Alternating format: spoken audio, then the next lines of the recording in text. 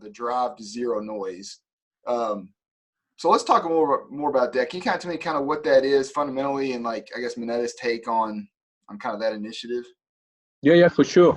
Well, when I go back 5, maybe 10 years ago, you had to do a shim optimization or brake pad optimization for noise, and the target was 5% noise. Out of a total number of stops, if you get 5% noisy or below that, you're fine. So that was the easy way, but you don't know that when you do it. But now, so 5%, and it came down to 4, 3, 2, 1. And basically lately in the US, I think pretty much you have almost at zero. So if you get a few noisy stops at the same frequency with a potential to get more, so you have to work on that. So pretty much right now what we're shooting for is no noise. No noise. So does that mean like literally 0 decibels, like nothing? Well, it's not 0 decibel, it's zero hits above 70 dB. But now some of the OEMs or brake suppliers are even looking at 60 dB and 50 dB. If you cannot hear anything, it's 0 dB. Threshold of hearing is 0 dB. So, yeah. But 70 dB at the wheel means about 50 dB inside the cab.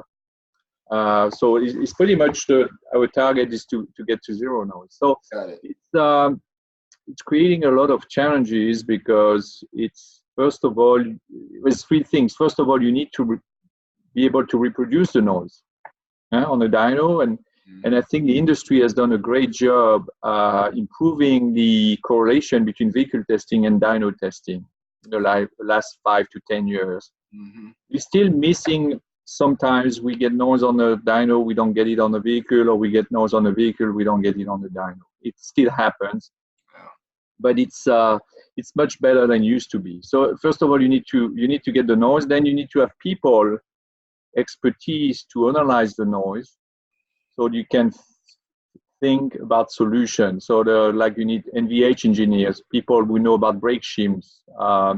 And these are very difficult to find in the industry, as you probably know, being a recruiter. Mm-hmm. But I think at Meneta, we probably have one of the best technical experts you could find, especially for brake noise and shims. So I'm very, very happy with that. And then, so when you have the expertise, then you need the products.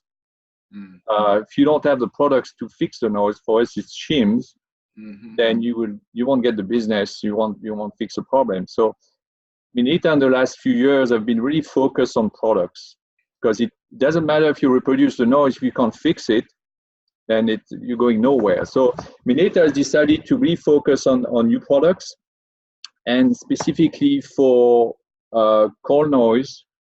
And so coal noise, why? Because this is one of the toughest noise to fix, basically, coal noise, because you get a lot of low damping in the system, you get a lot of high friction, a lot of energy in the system, and there's not much damping in the pads or the disc or the caliper to fix that. So it's a challenge. So we've been focusing on that. And the other thing, with electric cars coming, everything is so quiet. The operating temperatures are much lower than for an ICE car. So a lot of the noise will be at the lower temperature side. So that's why we decided to do that. Got it. The other challenge is for electric parking brake. Every car now has an EPB. These brakes generate a lot of pressure, like 160 bar, and basically damaging the shim. So if you don't have the right shim, you could still fix the noise, but after a few days of applying the EPB, the noise would be back because the shim would be damaged. So it's another area where we focused on designing specific shims which are very durable under very high pressure.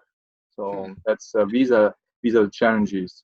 Yeah, no, interesting. So like over the years with kind of working in this space, so has the material changed a lot over the years as far as kind of what makes up of the shim, or is it more of the design of the shim, working with the pressure plate and the friction, all that kind of stuff, or is it a little bit of both? Is it kind of a mix of everything?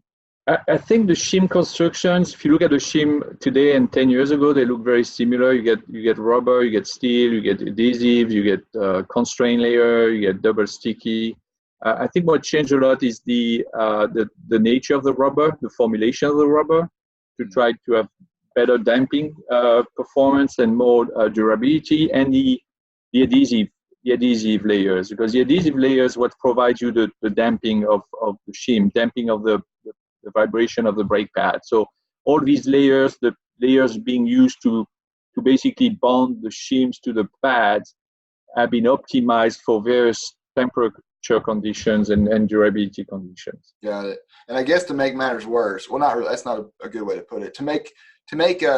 To add more challenge to your business, obviously the introduction of the EVs to the market obviously adds another wrinkle, right? Because I mean, I've never owned an EV. I've never actually driven one, but I do know that they're really, really quiet, right? There's obviously no traditional engine under the hood. So it's really quiet. So unless the person got the radio on, I mean, it's really quiet. So obviously the drive to zero noise obviously is great, since you're almost, it keeps improving every year. We're getting better at the technology advancement testing. But has that affected your business on how you go about it, or is it still kind of the same approach, even with this?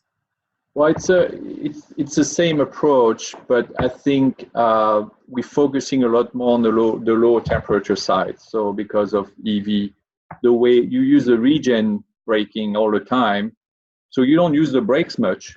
You use them a little bit, but the temperatures are much lower than when you have an ICE car. So I think that the focus is really on the lower pressure, the lower temperatures side of things. So that changed the way we design new products. That's really the focus. And because it's so quiet, I think the OEMs now are starting to look at 60 decibel, 60 dB, and I think it will keep going down 50 dB, because you're right, these cars are very, very quiet. There's no engine noise to hide anything. It's just no, it's nothing. Yeah, you hear it. Well, I mean, I know. I mean, obviously the brakes are a part of it, but even like rattle noise and everything else. Oh yeah. I mean, everybody. Wind noise. Yeah, you hear a lot of these things. You hear a little bit of